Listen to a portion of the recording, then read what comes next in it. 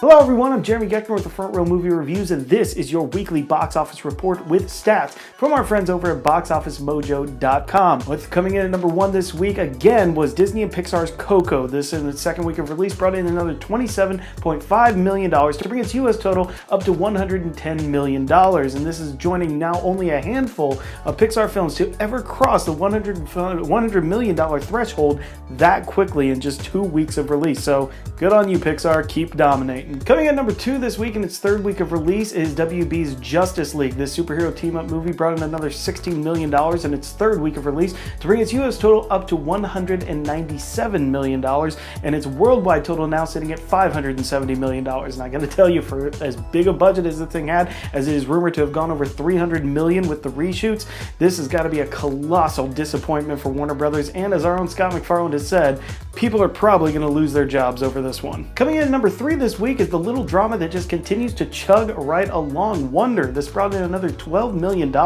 in its third week of release, and that brings its US total up to $87 million. And at the beginning of this movie cycle, if you would have told me that this film would have approached $100 million and would likely pass it, I would have told you you're crazy.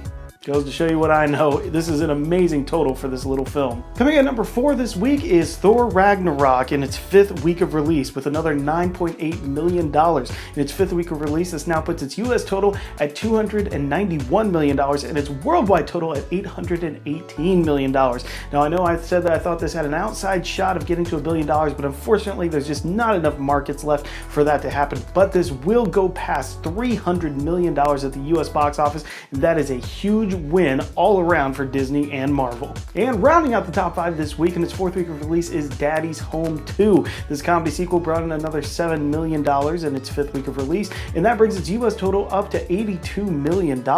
And I gotta tell you, again, if you would have told me this film would have approached $100 million total, I would have told you were crazy. But right now, the way the trajectory is going and the lack of big time movies coming out until Star Wars, this thing has an outside shot of crossing that triple-digit figure. I'm Jeremy Geckner. Hey, head on over to the FrontRowMovieReviews.com. You can find the rest of our box office reports, our trailer reactions, and of course, all of our podcasts. This week, we released our first Christmas show of the year with our Beyond the Mouse on Coco and the Santa Claus. Later this week, you're going to find our latest episode of Dishes on Tommy Wiseau's The Room. Trust me, you do not want to miss that episode. It's going to be co-starring Jeff Leathers and Reggie Guyton. And then, of course, next week, be sure to tune in for a couple new episodes of the podcast and our comprehensive coverage of the opening of that little Star Wars Episode 8 movie. I'm Jeremy Geckner, and as always, we will see you in the front row.